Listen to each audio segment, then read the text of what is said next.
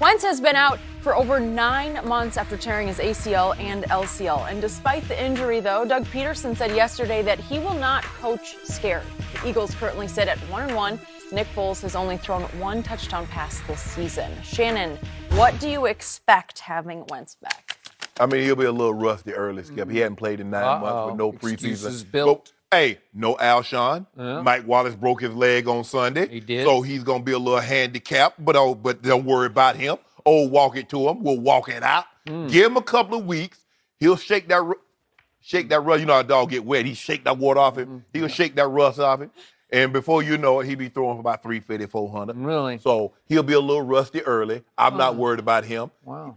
Just like I told you what was going to happen. Yeah. Nick Foles would be more like Nick Foles, not the guy that you saw in the NFC Championship game, not the guy that you saw in the Super Bowl. But I know what you wanted. You wanted him to be good because you wanted dissension. You wanted them, they got to make a decision. Nick Foles, he's winning. No. Super Bowl MVP. Yeah. You know, silly me, I thought the Super Bowl MVP played very well on Sunday in Tampa because Nick Foles went 35 of 48 for 334 and a touchdown, no interceptions. Walking to him would have had 405 TDs. Really? Yes, he would have. Interesting. So they lost 27-21 because the Eagle defense gave up 436 yards to Fitzmagic.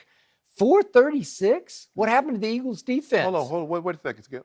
What happened to Nick Foles? He's averaging 5.5 yards a attempt. Only Sam Bradford and Mitchell Trubisky average fewer. So what am I supposed to do with that? 35 of 48, 334? Those are pretty good numbers. QBR of 80 on a scale of 0 to 100? That's pretty good.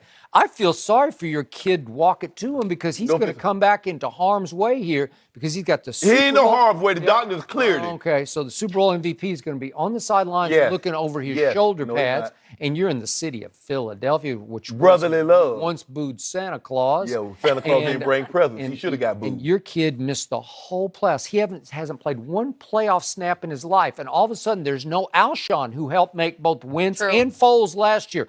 Alshon's clearly the number one. Okay. He was there, Anquan Bolden. He'd catch anything in his area code with that. So you expect him to be a little rusty also, right? I don't care about the rust, but I care about no Alshon and no deep threat because there's no Torrey Smith or Mike Wallace now, right? Okay, so and wait, there's no LeGarrette Blount. So they have plunged in rushing to tied for 18th in the NFL so far in rushing. So it's not like it was last year when they were the third best rushing team. Yeah. So you don't have a running game. You don't have a number 1 or a number 2 receiver.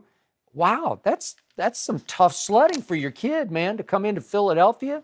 They're going to be ready to. The first interception he throws, you're going to hear about it from Don't worry about it. You know what's in Philly, Skip? A mint. You know what they printed mints? Money and rings. Oh, really? So the Eagles are going to get another one of those rings. I feel sorry for this kid. Seriously. Why you feel sorry for him? This is a tough spot. You know what? No. Who has ever come back for the Super Bowl MVP and replaced? It's never happened in the history of this league. What you should feel sorry for is your quarterback. Yeah. Because so we have to change the subject. Because he's going to be judged against what my quarterback does. Well, he ain't really my quarterback, but I adopted him. Really? Yes. Okay. Yeah, you jump on a lot of bandwagons. I ain't jumping on no bandwagon. Fly, Eagles, fly. Yeah, cry, Eagles, cry, because this is going to be a tough one. They're not your little brothers anymore. By the way, my quarterback played really well the other night on national TV. Really? Yeah, really well. Really? Made all the plays that counted. Had a QBR of 80. 8 of the last 10 games, he's been under 200 yards passing.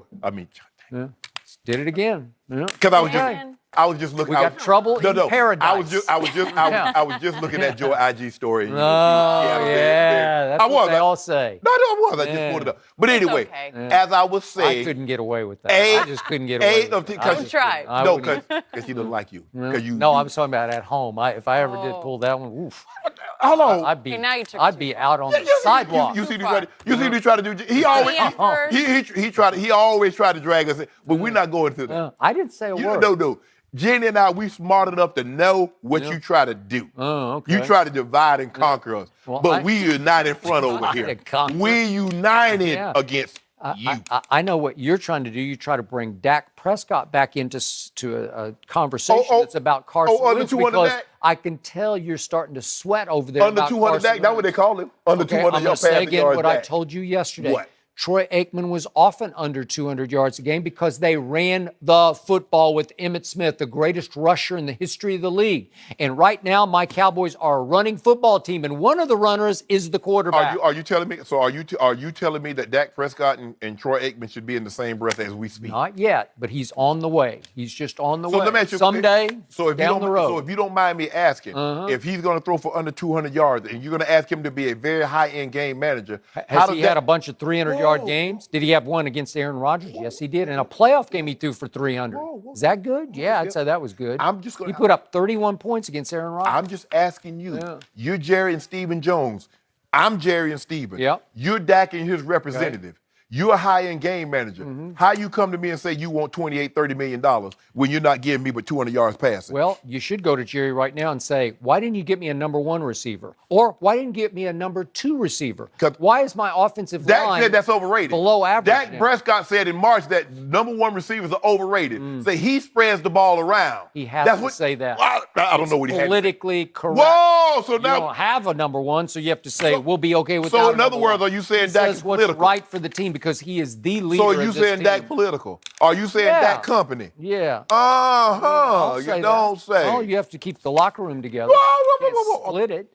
All I'm saying is what he said. I'm just if it's a lot. What's he going to do? Shame his receivers and say we don't have a good receiver? No, he said that's what. Nobody asked him to shame his receivers. You know what? I'm in a good spot with my quarterback. You, not so much. Oh, walk it to him. Because the team on the verge of decline is that team. Walk it to him. That defense gave up Walk it to him. 436. I'm about to walk it out. Really? I'll walk it out. How would you like to come back into a situation in which your defense is teetering, you don't have a running game, you don't have a 1 or a 2 receiver? Wow, interesting. All I know Nelson Aguilar. That? I've been on a team that our quarterback had missed a couple of games. Jenny, he came back. Woo, it energized us. Defense started flying around. Really? Guys started making plays. And the next thing you know, really? we soaring above the Your NFL backup again. was Bubby Brister. Okay. This is Nick Foles, Super Bowl MVP, who played the 2 greatest back-to-back playoff games I have ever seen from a quarterback. Wow. Well, you don't see too well. Let's just let him have a game. Let's get him back. Okay, we have breaking Antonio Brown news, and we're going to discuss that next. 300. And I won't back down.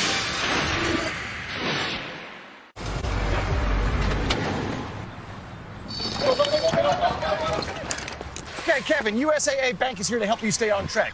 Budget's looking good. Clear for a fill-up? Card? Thank you.